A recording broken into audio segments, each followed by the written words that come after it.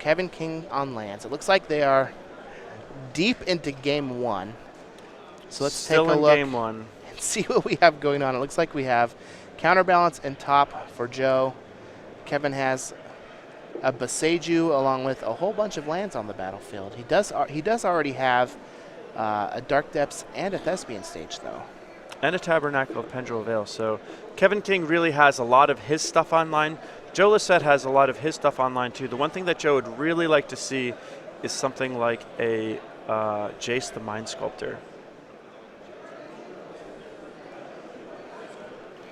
It looks like Joe Lossett has a Cavern on Wizard, which will allow him to resolve cards like Vendane Click, Snapcaster Mage, and Venser are all wizards.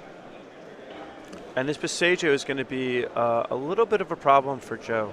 He's got his counterbalance locked, but Boseiju is able to cut right through that. Let's see if we make a 20-20. We do. Kevin is going to go for it and make a 20-20 on Joe's end step. He's also going to Punishing Fire Joe. And Kevin does have a Riftstone Portal in his graveyard, so he is able to tap all of those cards for mana. Now, Tabernacle does destroy. And Wrath of Merit Lage is indestructible. He is going to go ahead and attack Joe. Let's see if Joe has a Terminus on top of his deck. Or an Entreat the Angels. Yeah, or an Entreat the Angels. Entreat the Angels would be quite nice. All right, there is the Terminus. That is going to get rid of them. But as you can see, this isn't really a long-term solution for Joe because Kevin is going to be able to use Boseiju to ensure that his Life from the Loam resolves and then just do it all over again next turn. And because he has that Exploration, he can play both Dark Depths and Thespian Stage in the same turn. So basically, he's just going to be able to make a 20-20 every turn from here on out. And this is one of the... or I have to imagine maybe this is actually the only matchup where Miracles isn't favored in the Supreme late game. Kevin is going to take a couple points of damage, use his Boseiju to get back Thespian Stage, Dark Depths, and another land. Going to play the Dark Depths in the Thespian Stage, pass the turn back to Joe. Joe is going to have, able to play his top again and see if he can find an answer to this 20-20, but Kevin is just going to keep making them. Yeah, what Joe really needs here is, again, a Jace the Mind Sculptor so that he can keep refueling his hand and not run out of gas and potentially even start to Fate Seal Kevin and threaten ultimating it in order to win the game. Vendilion Click certainly isn't going to do it with those 3 Maze of Ist and Prelate. So Kevin is using a Wasteland here on Joe's end step. I think he's targeting one of Joe's fetch lands.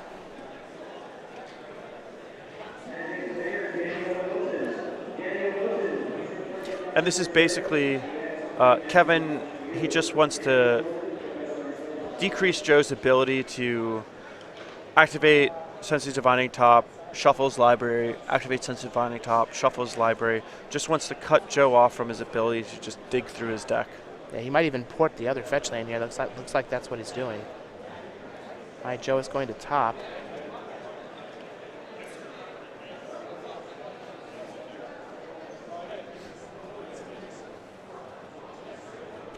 And here we go again. Oh, it looks like he ported an island, not a fetch land. We got another 20-20.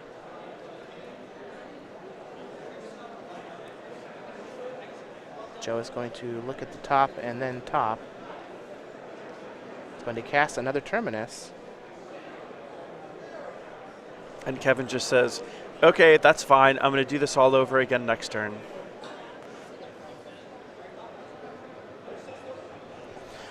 Now Kevin is at 8, so he can't Boseiju Loam too many more times. But he did just have another copy, another Thespian Stage Dark Depths in his hand to play. So this is just going to be relentless 20-20 after 20-20 after 20-20. Kevin is going to port a Plains in Joe's upkeep. Joe's going to draw a card for the turn.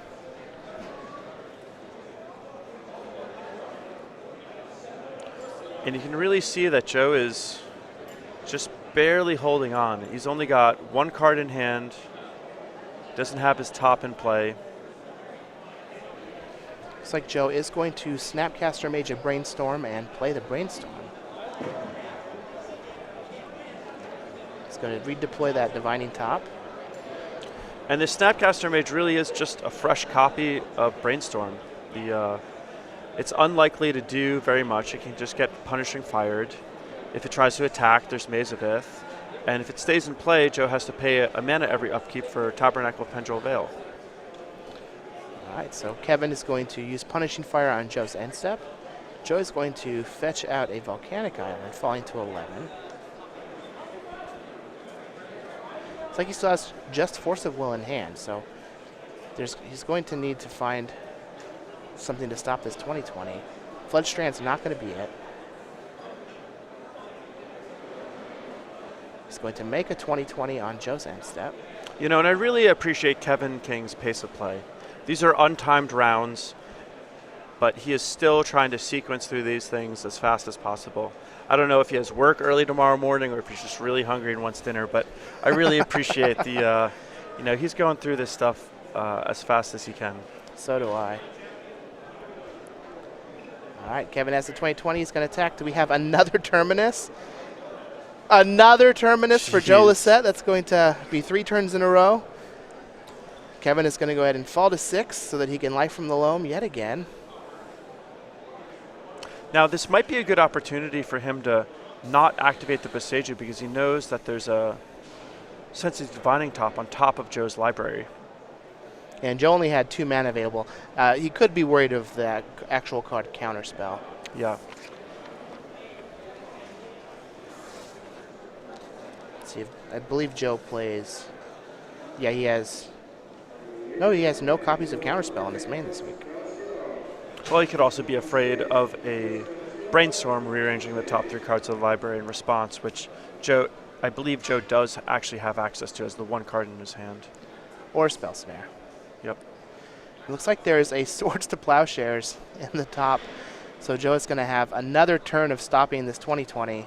So that'll stop the 2020, but it will give Kevin King 20 life, which is pretty important considering the way Boseiju works. Every time Kevin King taps Boseiju for mana, he loses 2 life, and that's basically why we see him at 6, and why you know, this reactivating Dark Depths over and over and over again to make this Wrath of the Merit Lage token is a good strategy, and he's going to be able to probably run Joe out of gas, but at some point Kevin King will have to stop doing it if he doesn't gain some life.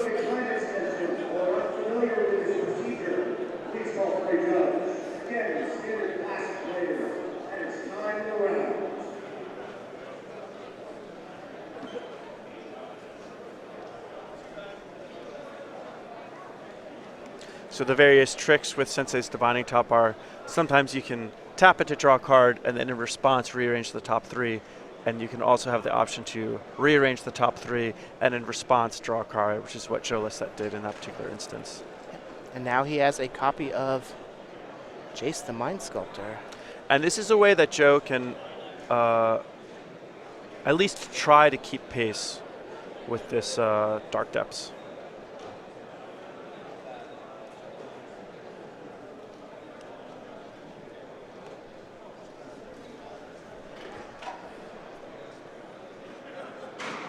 Now Punishing Fire should just be able to kill Jace. There's a counterbalance on top, which is going to counter the Punishing Fire. Joe has set this up perfectly, doing everything he can to try to protect this Jace. So he's going to make a 2020 now. What kind of token do you think he made? A Merit Lage. A Jerry Thompson.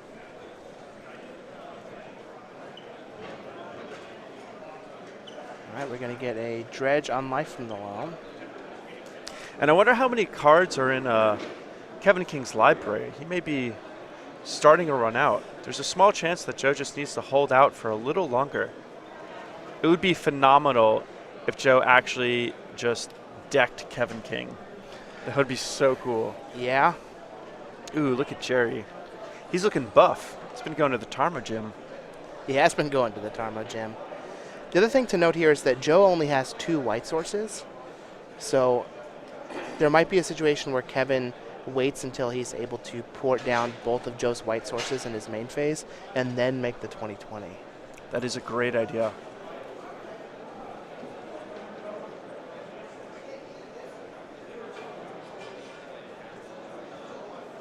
So rather than just jamming the 2020 every turn, we take a turn off so that we can set up, take a couple turns off so we can set up 2 ports and keep Joe off of white mana. I wonder what the most number of times Kevin King has made a Wrath of Merit Lage token in a matchup and have it not be good enough. Seems like he's been doing this over and over and over again, and Joe Lossett has just barely been able to hold on. I wonder if it would have behooved Kevin to try and punishing fire away that Jace with the brainstorm ability on the stack. Yeah, he might have been able to sneak it out. We know that counterbalance was on top of the library previously, but then Joe drew it. So there might have been a window. Here's a Divining Top. All right, so we've got another white source there and that Flooded Strand. And you're talking about that white mana. It looks like Joe... just going to make another 2020 on your end step. Why not? If at first you don't succeed, try again. It's going to fall to 24. All right, Punishing Fire is going to be countered by the counterbalance that Joe is floating on top of his deck. He's going to draw a card. Going to go to our combat step. Do we have something? He's going to look at the top 3. There's I saw another Terminus. The 4th Terminus. The 4th Terminus. Oh, man. Joe's going to find another Terminus and take care of this 2020 again for the, was it 5th turn in a row? All right, now we get the Punishing Fire. Yep. There's a top on top.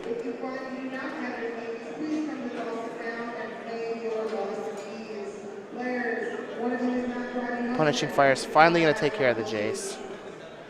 And that is a big win for Kevin King. Thespian Stage, Dark Depths, go. Now, if I had to guess, I think the Wrath of Merit Lage token is going to win on Kevin King's next turn. Well, Joe still gets to look at some cards because he has that Flooded Strand. Yeah, so he might find another answer for it. I agree, but I got a feeling. I think this is going to be the turn. You don't feel it in my bones. You don't think that the miracle is going to be? There's a source to Plowshares. You don't think the miracle is Really? going to be there Oh 6 my God. turns in a row? Joe's like, I can do this all night. No big deal. Look at that smile. Imagine this was in the Swiss. Oh, man, it'd be ugly. Oh, I guess that wasn't a source to Plowshares. Okay. He's going to fetch it away. There's a Tundra. Joe's library is looking pretty thin there, too. Do you think Kevin's trying to deck Joe? Likely not. All right, well, we're going to get another look here with the top. And now Joe looks to be out of fetch lands, which is a pretty big deal.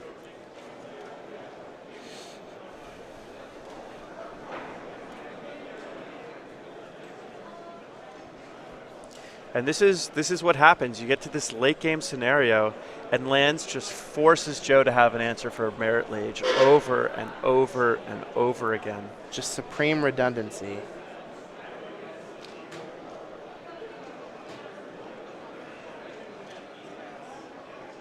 It's not a fast engine, but it is an engine. I think that I would have ported a white mana in Joe's main phase there to make him entreat now if entreat's what he's planning on doing. All right. I think this We're is the going to turn. attack now.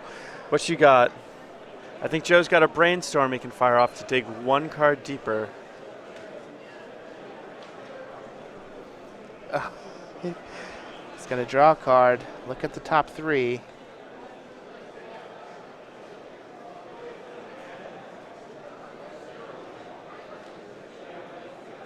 We have A Vendilion Click? a Vendilion A Click. Chump Blocker?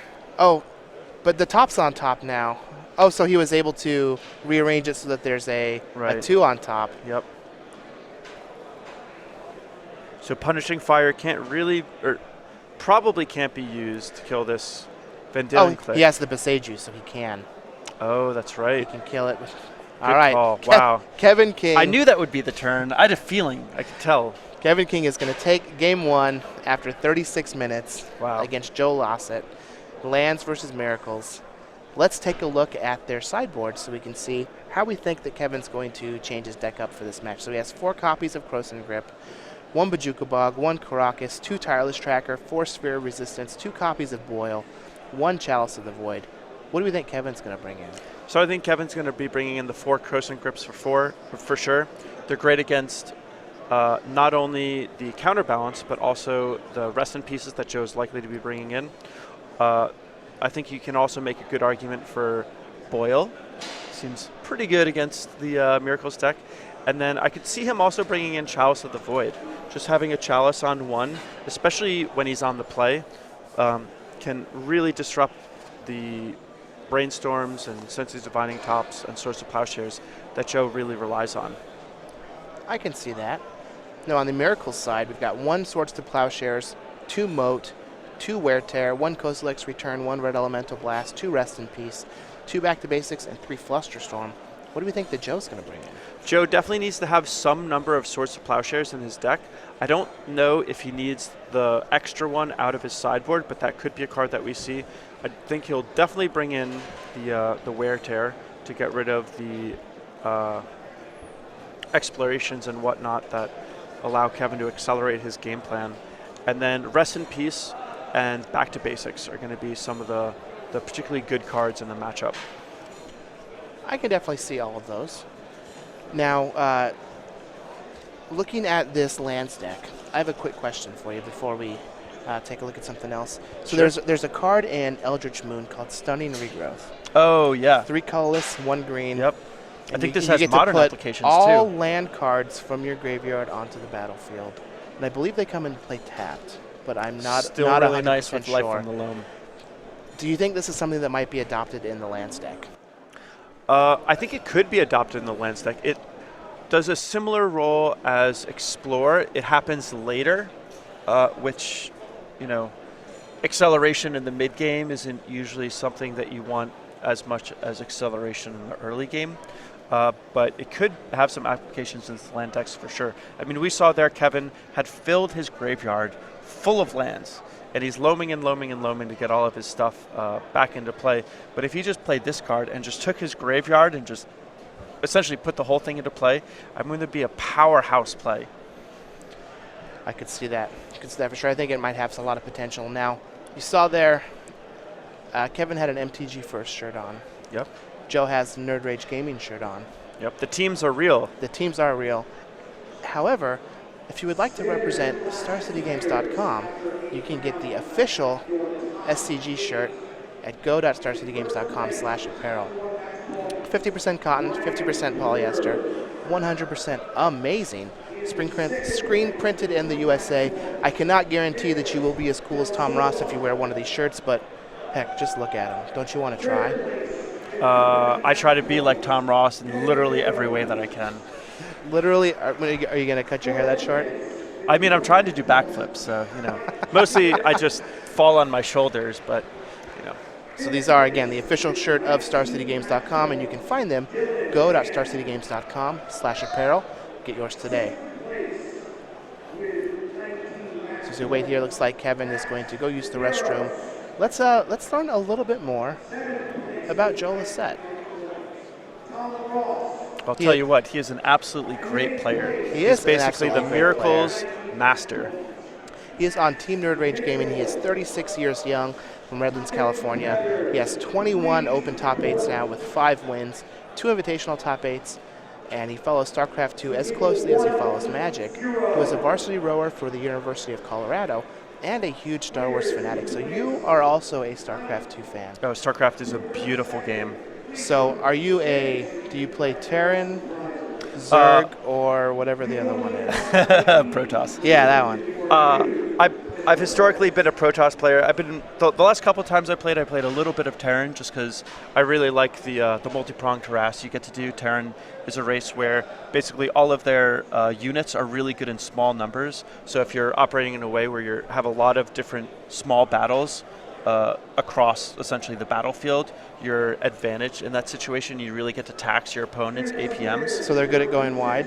Yeah, they're good at going wide. That's a good way of They're the goblins of... Well, they're good at going wide, but if you have a lot of stuff, it's not always good to have it in a ball.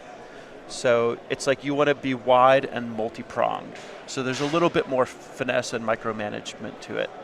But it's really, really fun. It really, stresses out your fingers and your ability to have all the hotkeys memorized and not, fat fingered your keyboard. But So would you say it's like playing like 5 games of Magic all at once? yeah, and really fast. And really fast. So it's not like a Miracles versus Lance match. Not saying it's slow. Well, but there is I guess a little bit of an analog. A lot of times in StarCraft 2, you don't have time to think about everything that you really should. You have to sort of go off of your instincts because it's almost better to do something quickly rather than like stop playing the game and think about it. And I think there's an analog to that with this lands deck because we see Kevin King's pace of play, and he's typically flawless with his play, but he's very, very fast.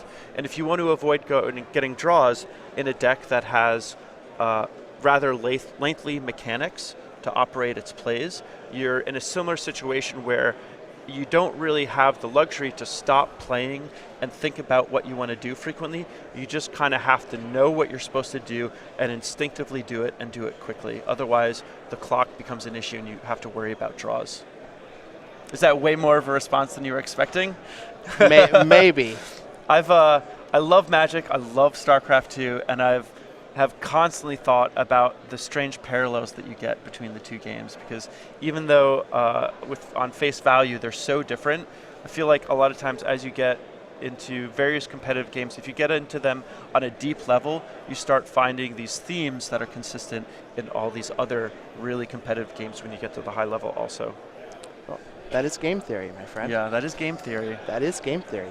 Now, and people are studying that. I have a friend who goes to NYU, and he's taking a class on StarCraft 2. He emailed me his syllabus. I was so pumped. Oh, a StarCraft 2 class? I thought you were talking about game theory. I'm like, yeah, there are classes. Like, I took an online class for game theory. Yeah, well, it was a game theory class, but it was one semester completely focused on StarCraft 2. So there are StarCraft classes. I know there are Harry Potter classes where you can learn about the lore of the Harry Potter world. When are we going to have a Magic the Gathering class in college? There is so much lore in this multiverse. There is so much depth to the game. It's true. It should be a college course. It's true. Well, maybe Tulare Community College can actually start it. If only there was somewhere you could go to read things about Magic. If only. If only. Yeah. If only there was a website where you could read things about Magic, purchase Magic apparel and Magic cards. Mm-hmm.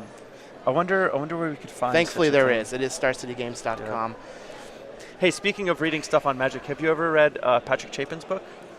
I read the first one. I did not read the second one. Okay, I read the second one was Next Level Deck Building. Yes. I believe. Yeah, that's the one that I have. It's quite good. Anyone out there who wants to have a deeper understanding of Magic and game theory in general, Patrick Chapin's books were pretty nice read. I use the Mold Drifters and Baneslayers analogy in every type of game that I talk about, whether it's board games, card games, or whatever. It's just like Mold Drifters and Baneslayers is just a perfect analogy to explain game theory in general to Magic players that aren't that in-depth into game theory. Magic truly is the best game, and if you can be great at Magic, you can really be just about good at anything. All right. Joe Lossett is going to start off here with a Sensei's Divining Top. Kevin is going to play a Mox Diamond, discarding a Riftstone Portal, and we're going to see a Gamble. This is likely going to hit either Life from the Loam or Boil. As we saw earlier in the tournament, Kevin was able to go find a Boil and cast it with Beseiju very early against a Miracles opponent. Yeah, that was phenomenal. I believe that was Joe Lossett. Yeah, I was just going to say, wasn't that Joe Lossett? Yeah, I almost forgot. This is a rematch from the Swiss. And that game ended on turn 4. Joe needs to regain his honor here. There's a lot on the line. All right. Gamble, my favorite card. What are we going to get? It is a sweet one. What's going to get discarded? Is it the card that he looked for? You will never really know. If a boil hits the graveyard, Joe's got to feel like such a surge of luck. 6. What do we got? Exploration. Hey, that's certainly something that Kevin would probably want in his hand. Yeah, that might have been it. Oh, it looks like there's a boil in his hand. And there's And the the Beseiju! Beseiju already. History does repeat itself. Oh my. There's the rest in peace. All right. So this is a nice play against Kevin. Joe's basically saying to Kevin, if you're going to wreck my strategy, I'm going to wreck yours. It's still going to be an uphill battle, although Kevin does have a copy of Croson Grip in his hand, so he can either use that to take care of the Rest in Peace or the Sensei's Divining Top. Ooh, Joe is going to top in his upkeep and not play a land. I wonder if he this has boil could be islands. good. I wonder if he has islands that he's sandbagging for the boil, or if he just doesn't have lands. Well, I hope he has either islands or Force of Wills in his hand, because if he doesn't have either, he's going to be in some big trouble. All right, well, Croson Grip here is going to hit either top or Rest in Peace. Oh, he's going after the top. Yeah, eventually I'll draw into my 2020. Yep. Don't you worry. This might also mean that Kevin is trying to set up a Chalice for 1. By dealing with the top in play and then landing a Chalice, he would be able to lock Joe out of Sensei's Divining Top, which is really one of the cornerstone cards of this Miracles deck. All right, well, there is a Thespian stage. Here comes a Counterbalance. It does not have another land, though. It's going to go with the boil, though. Uncounterable, going to fall to 15. Going to kill both of Joe's islands. And a Counterbalance without a Sensei's Divining Top isn't actually that great for Joe. He'd rather have it than not have it, obviously.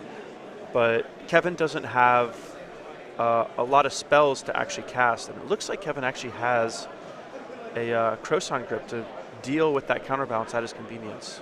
He does have another one.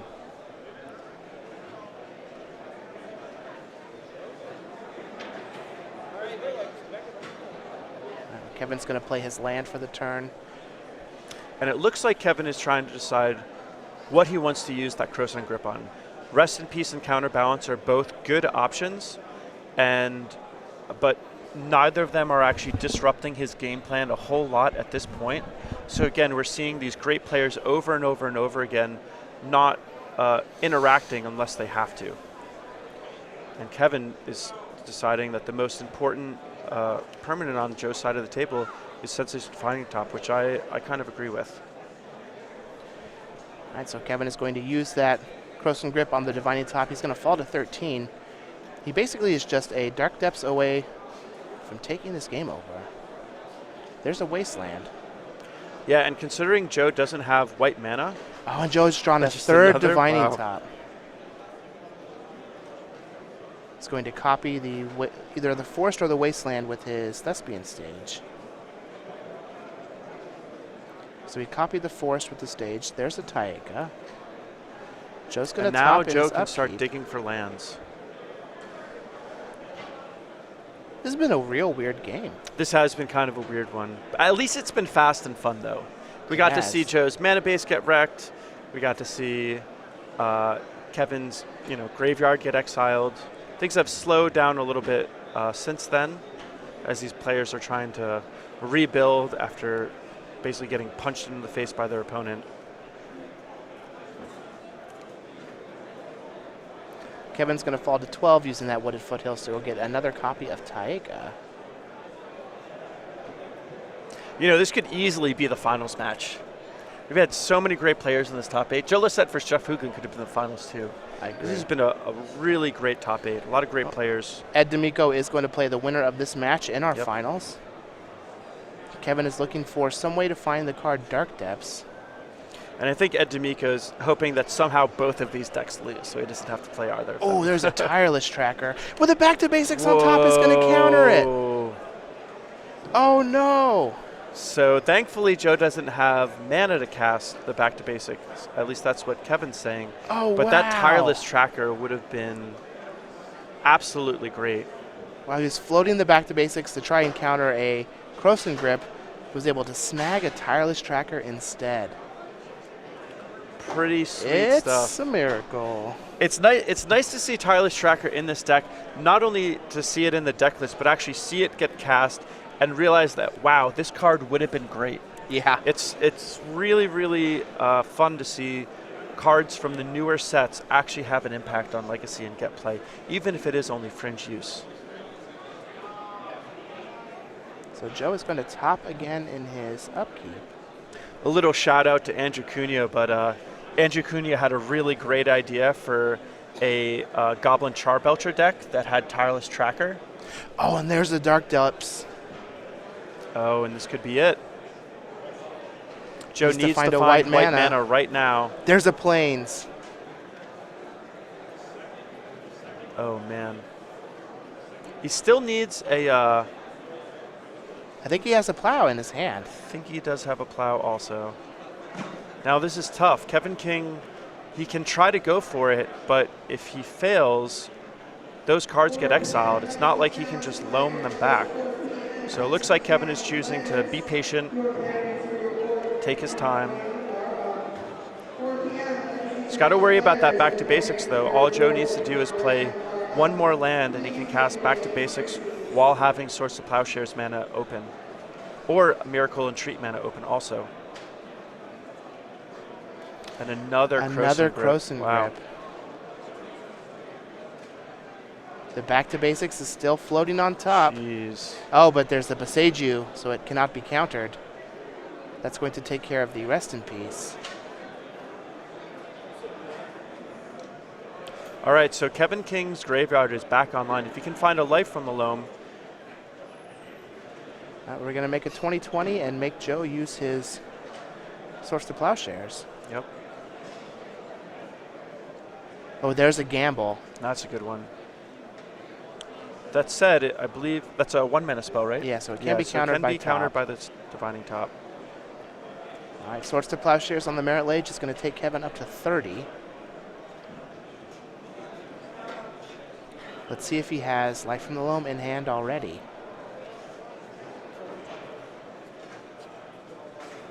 It'd almost be better if it was a 2 mana spell because then at least you could use Boseiju to cast it. Yeah. He's going to cast Gamble. Using Boseiju here is kind of risky though because that the back to basics can come down. Yep.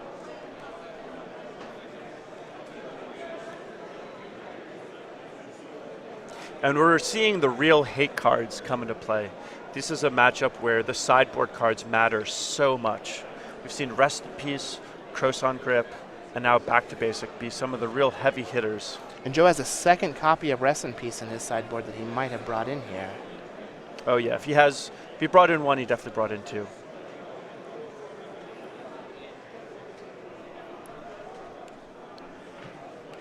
All right. The gamble will be countered, and he does have a Wow. Life from the Loam, so that's going to get back Dark Depths Thespian Stage.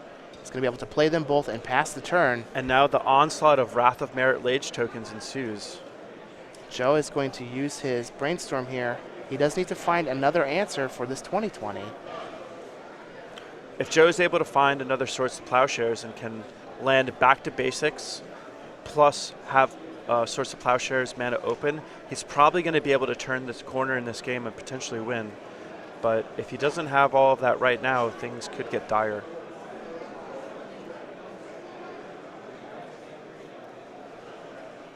This lands deck really puts the Miracles deck to the test.